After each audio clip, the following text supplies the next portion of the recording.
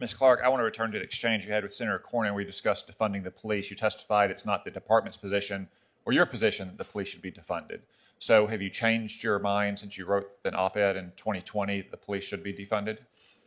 Thank you, Senator. I've never supported defunding the police. I'm here representing the department, which certainly does not support defunding the police. We are actively dispensing millions of dollars in grants to support our local and state law enforcement standing on the front lines of crime and hate crime. The title of the article said defund the police.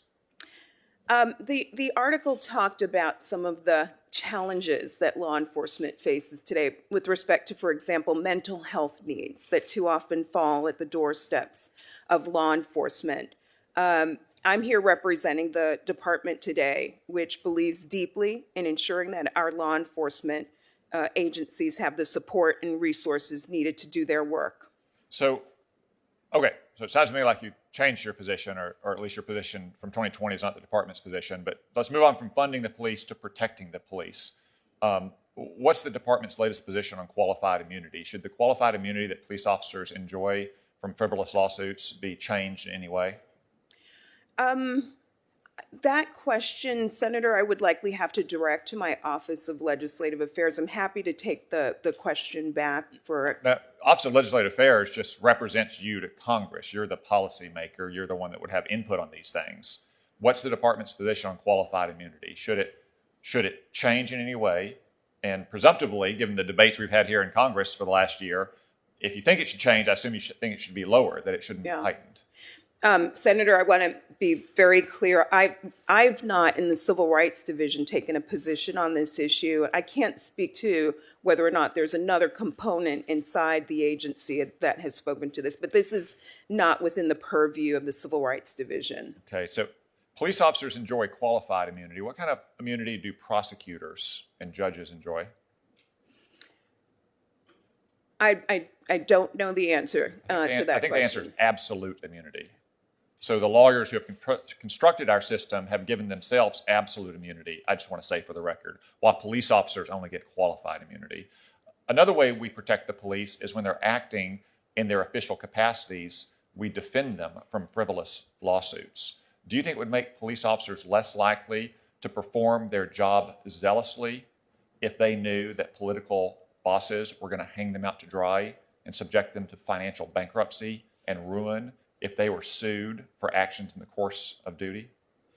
I stand in full support of our law enforcement agencies across the country, Senator. In the rare instance where a law enforcement officer may be pursued, for example, for a violation of law, I believe that under our Constitution, they are entitled to counsel and protection in the course of that lawsuit. But I support our law enforcement. And it's the department's longstanding policy to either provide that representation or to reimburse legal fees if for some reason they can't provide representation. Isn't that right? I'd want to take that question back just to make sure I get you an accurate answer, Senator. I raise this because right now the department is hanging out to dry 4 United States Marshals who defended the courthouse in Portland from street militias in the summer of 2020. They're defending dozens of others, but for some reason they won't defend these 4, and the department won't give us any answers why they won't defend these 4, who I point out have all been returned to unrestricted active duty in high-risk positions.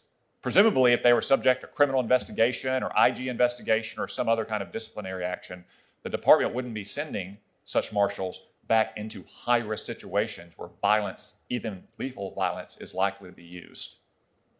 Ms. Clarke, were you or your division involved at all in the decisions about representing U.S. Marshals who were present defending the courthouse in Portland in 2020?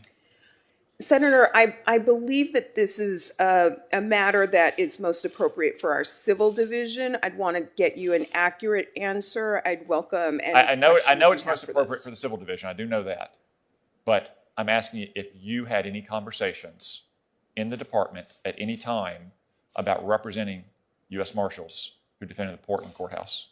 I'd want the chance to take that question back and make sure I'm getting you an accurate answer, Senator. So is your answer at the moment that you do not recall that you were engaged in any such conversations? Well, if that's your answer, that's fine. I understand you have a lot of conversations every day. I'm generally familiar with the matter that you referenced that I believe is with our civil division. I'd want to make sure I get you an accurate response, Senator. So I'm happy to take a question back Thank you. to the department. I would appreciate that. I look forward to getting the answer.